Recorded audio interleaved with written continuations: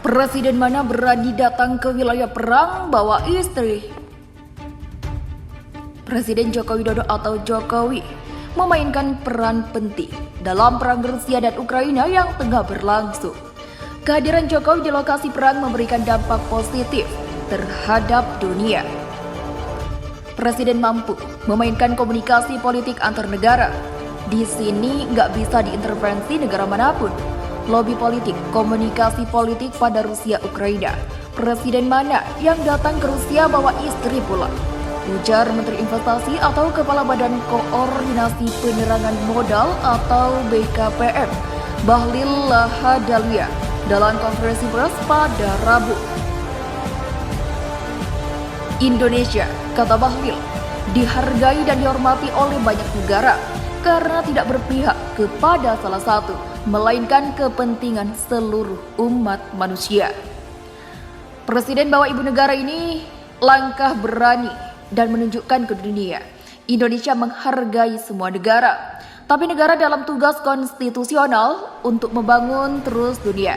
Dunia akan baik-baik saja kalau melakukan investasi, jelasnya. Lepas pertemuan Jokowi dengan Presiden Ukraina Volodymyr Alexandrovich Zelensky dan Presiden Rusia Vladimir Putin, banyak hal positif yang didapatkan dunia.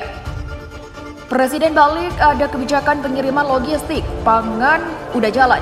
Ini kan udah dunia, ini kan untuk dunia, tegas Bahlil. Misi perdamaian Jokowi bikin dubes Ukraina di Indonesia pesimis, kalimatnya bikin sedih.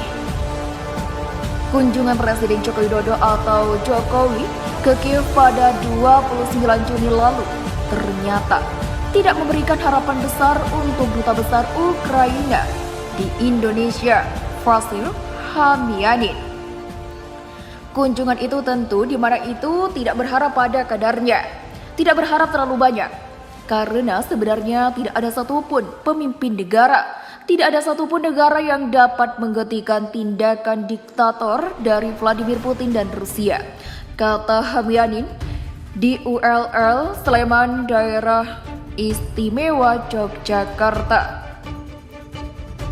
Kata Hamyanin di UII Sleman, Daerah Istimewa Yogyakarta pada Senin. Terlepas dari apresiasi Hamyanin, ia mengaku pesimis misi perdamaian Jokowi itu bisa secara instan menghentikan invasi Rusia dan menciptakan kedamaian di Ukraina. Karena serangan yang saat ini terjadi sebenarnya sudah direncanakan selama bertahun-tahun ke belakang.